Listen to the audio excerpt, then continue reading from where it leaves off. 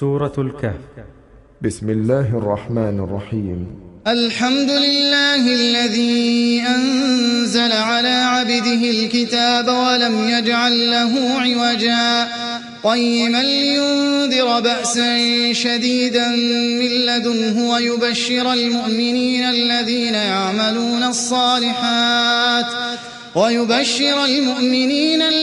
يعملون الصالحات أن لهم أجرا حسنا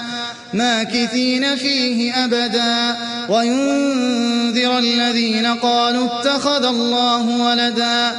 ما لهم به من علم ولا لآبائهم كبرت كلمة تخرج من أفواههم إن يقولون إلا كذبا فلعلك باخع نفسك على آثارهم إن لم يؤمنوا بهذا الحديث أسفا إنا جعلنا ما على الأرض زينة لها لنبلوهم أيهم أحسن عملا وإنا لجاعلون ما عليها صعيدا جرزا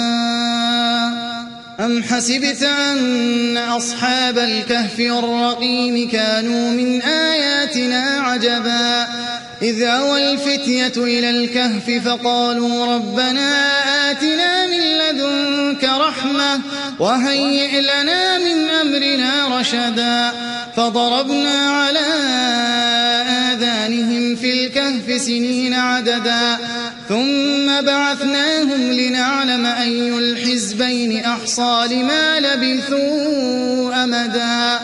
نحن نقص عليك نبأهم بالحق إنهم فتية آمنوا بربهم وزدناهم هدى وربطنا على قلوبهم إذ قاموا فقالوا ربنا رب السماوات والأرض لن ندعو من دونه إلها لقد قلنا إذا شططا هؤلاء قوم اتخذوا من دونه آلهة لولا يأتون عليهم بسلطان بين فمن أظلم ممن افترى على الله كذبا وإذ اعتزلتموهم وما يعبدون إلا الله فأووا إلى الكهف ينشر لكم ربكم من رحمته ويهيئ لكم من أمركم مرفقا وترى الشمس إذا طلعت تزاور عن كهفهم ذات اليمين وإذا غربت تقرضهم ذات الشمال وهم في فجوة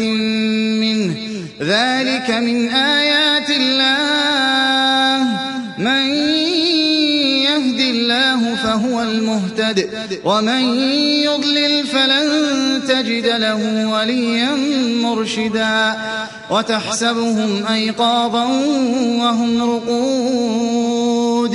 ونقلبهم ذات اليمين وذات الشمال وكلبهم باسط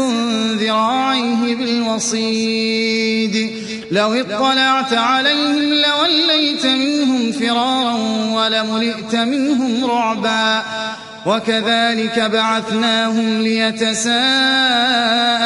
بينهم قال قائل منهم كم لبثتم قالوا لبثنا يوما أو بعض يوم قالوا ربكم أعلم بما لبثتم فابعثوا أحدكم بورقكم هذه إلى المدينة فلينظر أيها أزكى طعاما فليأتكم برزق منه وليتلطف ولا يشعرن بكم أحدا إنهم إن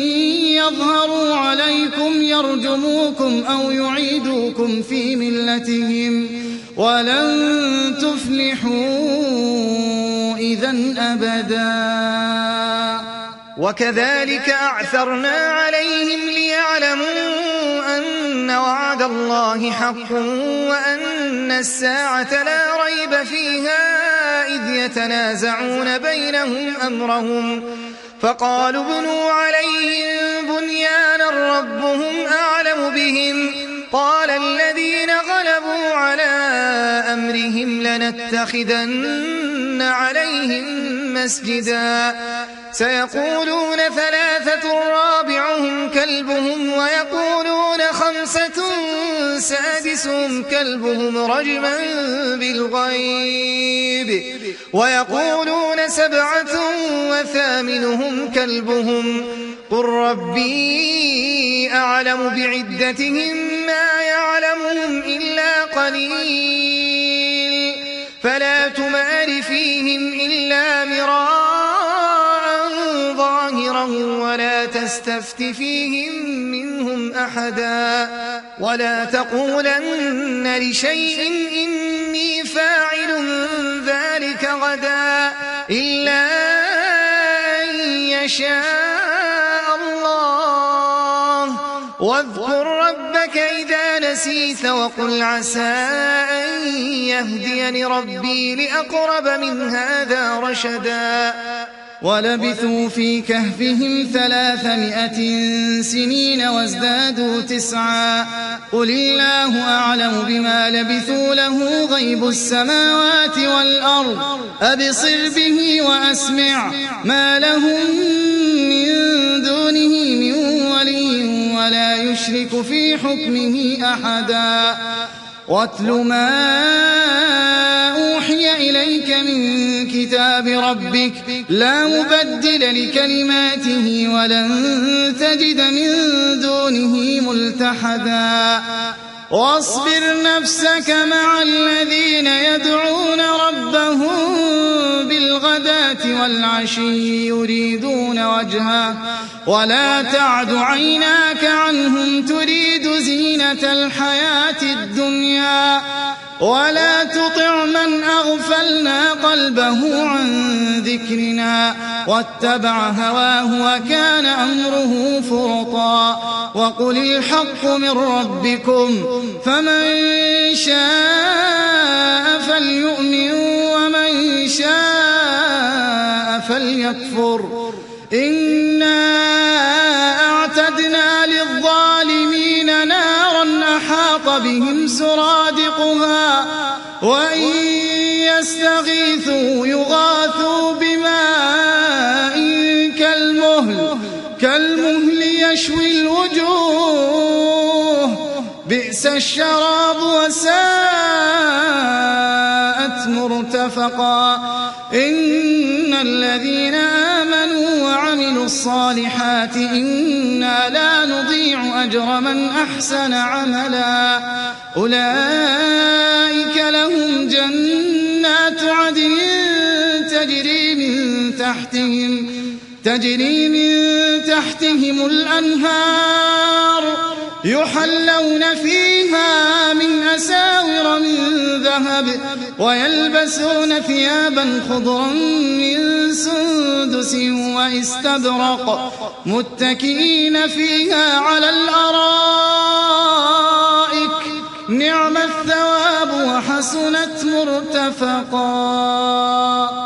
واضرب لهم مثل الرجلين جعلنا لأحدهما جنتين من أعناب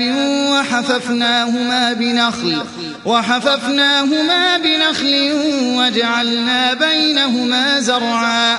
كلتا الجنتين آتت أكلها ولم تظلم منه شيئا وفجرنا خلالهما نهرا وكان له ثمر فقال لصاحبه وهو يحاوره أنا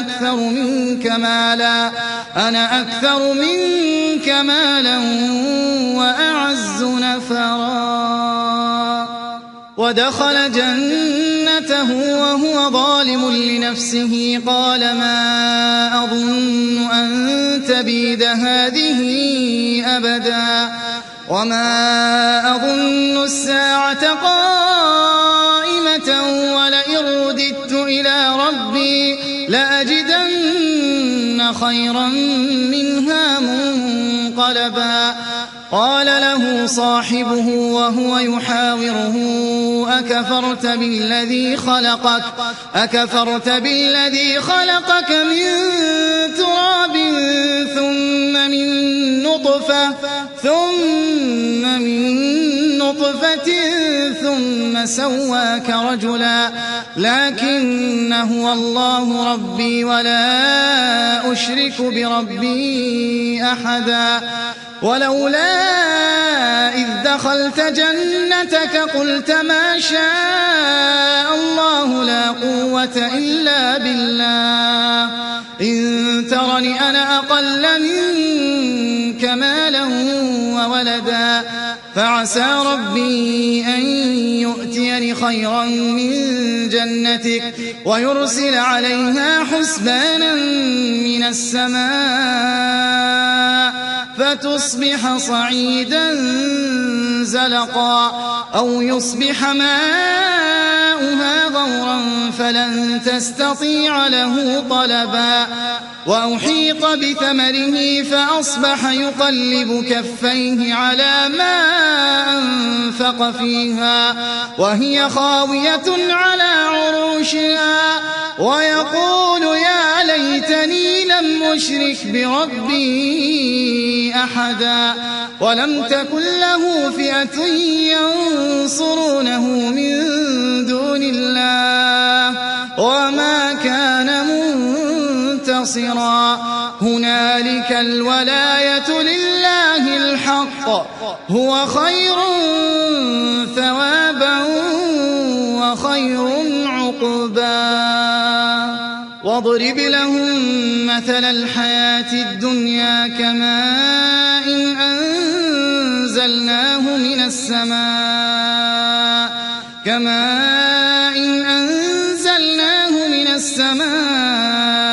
فاختلط به نبات الأرض فأصبح هشيما تذروه الرياح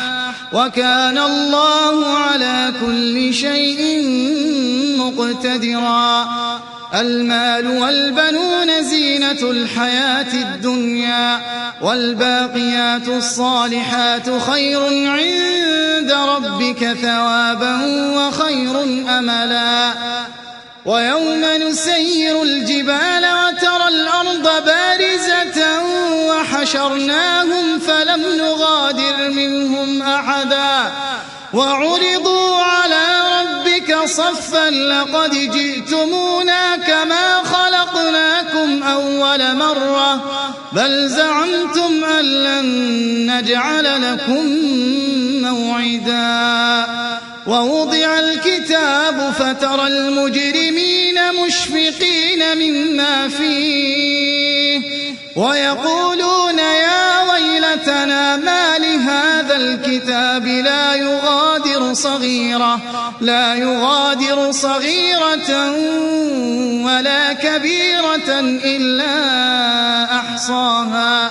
ووجدوا ما عملوا حاضرا ولا يظلم ربك أحدا وإذ قلنا للملائكة اسجدوا لآدم فسجدوا إلا إبليس كان من الجن ففسق عن أمر ربه أفتتخذونه وذريته أولياء من دوني وهم لكم عدو بئس للظالمين بدلا ما أشهدتهم خلق السماوات والأرض ولا خلق أنفسهم وما كنت متخذ المضلين عضدا ويوم يقول نادوا شركائي الذين زعمتم فدعوهم فلم يستجيبوا لهم وجعلنا بينهم موبقا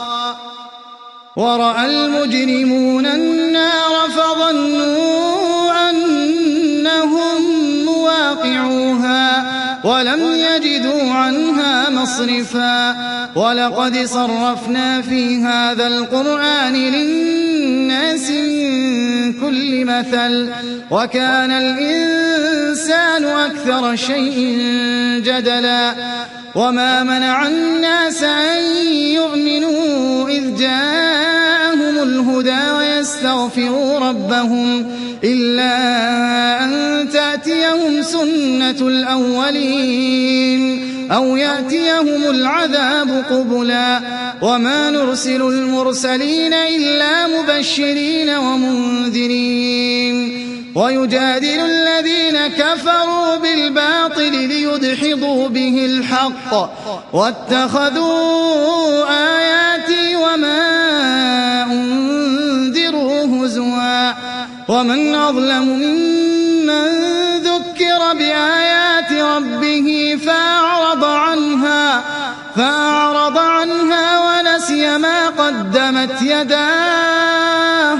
إنا جعلنا على قلوبهم أكنة أن يفقهوه وفي آذانهم وقرا وإن تدعهم إلى الهدى فلن يهتدوا إذن أبدا وربك الغفور ذو الرحمة لو يؤاخذهم بما كسبوا لعجل لهم العذاب بل لهم موعد لن يجدوا من دونه موئلا وتلك القرى أهلكناهم لما ظلموا وجعلنا لمهلكهم موعدا وإذ قال موسى لفتاه لا أبرح حتى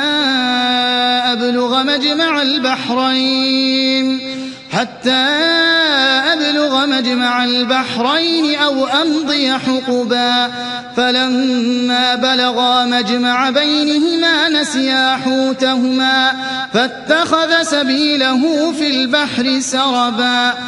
فلما جاوزا قال لفتاه آتنا غداءنا لقد لقينا من سفرنا هذا نصبا قال أرأيت إذ أوينا إلى الصخرة فإني نسيت الحوت وما أنسانيه إلا الشيطان أن أذكره واتخذ سبيله في البحر عجبا قال ذلك ما كنا نبغي فارتدا على آثارهما قصصا فوجدا عبدا من عبادنا آتيناه رحمة من عندنا وعلمناه من لدنا علما قال له موسى هل أتبعك على أن تعلمني مما علمت رشدا قال إنك لن تستطيع معي صبرا وكيف تصبر على ما لم تحط به خبرا قال ستجدني إن شاء الله صابرا ولا أعصي لك أمرا قال فإن اتبعتني فلا تسألني عن شيء حتى أحدث لك منه ذكرا فانطلقا حتى إذا ركبا في السفينة خرقها قال أخرقتها لتغرق أهلها لقد جئت شيئا إمرا قال ألم أقل إنك لن تستطيع معي صبرا قال لا تؤاخذني بما نسيت ولا ترهقني من أمري عسرا فانطلقا حتى إذا لقيا غلاما فقتله قال أقتلت نفسا زكية بغير نفس لقد جئت شيئا نكرا قال ألم أقل لك إنك لن تستطيع معي صبرا قال إن سألتك عن شيء بعدها فلا تصاحبني قد بلغت من لدني عذرا فانطلقا حتى إذا أتيا أهل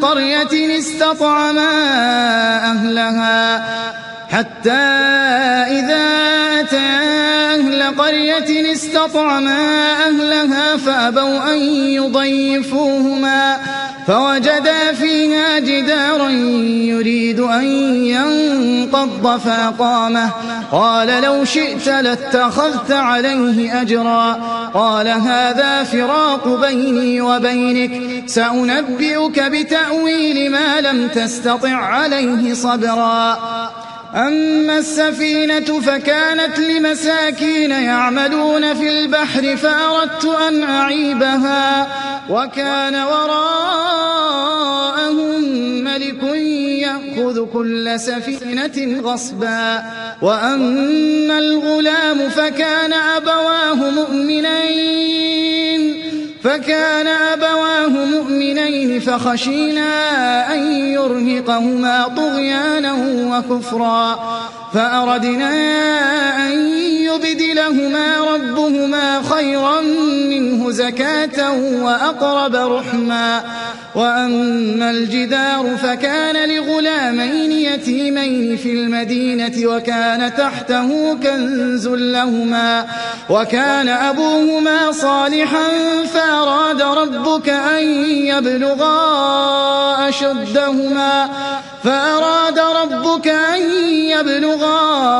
أشدهما ويستخرجا كنزهما رحمة من ربك وما فعلته عن أمري ذلك تأويل ما لم تستطع عليه صبرا ويسألونك عن ذي القرنين قل سأتلو عليكم منه ذكرا إنا مكنا له في الأرض وآتيناه من كل شيء سببا فأتبع سببا حتى إذا بلغ مغرب الشمس وجدها تغرب في عين حمئة ووجد عندها قوما قلنا يا ذا القرنين إما أن تعذب وإما أن تتخذ فيهم حسنا قال أما من ظلم فسوف نعذبه ثم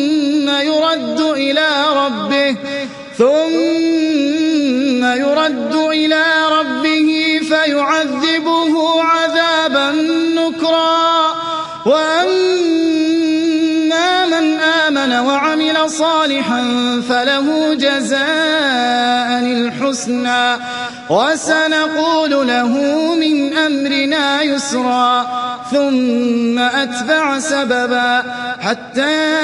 إذا بلغ مطلع الشمس وجدها تطلع على قوم لم نجعل لهم من دونها سترا كذلك وقد أحطنا بما لديه خبرا ثم أتبع سببا حتى إذا بلغ بين السدين وجد من دونهما قوما لا يكادون يفقهون قولا قالوا يا ذا القرنين إن يأجوج ومأجوج مفسدون في الأرض فهل نجعل لك خرجا على أن تجعل بيننا وبينهم سدا قال ما مكني فيه ربي خير فأعينوني بقوة أجعل بينكم وبينهم ردما آتوني زبر الحديد حتى إذا ساوى بين الصدفين قال انفخوا حتى إذا جعله نارا قال آتوني أفرغ عليه قطرا فما استطاعوا أن يظهروه وما استطاعوا له نقبا قال هذا رحمة من ربي فإذا جاء وعد ربي جعله دكا وكان وعد ربي حقا وتركنا بعضهم يومئذ يموج في بعض ونفخ في الصور فجمعناهم جمعا وعرضنا جهنم يومئذ للكافرين عرضا الذين كانت أعينهم في غطاء عن ذكري وكانوا لا يستطيعون يستطيعون سمعا أفحسب الذين كفروا أن يتخذوا عبادي من دوني أولياء إنا أعتدنا جهنم للكافرين نزلا قل هل ننبئكم بالأخسرين أعمالا الذين ضل سعيهم في الحياة الدنيا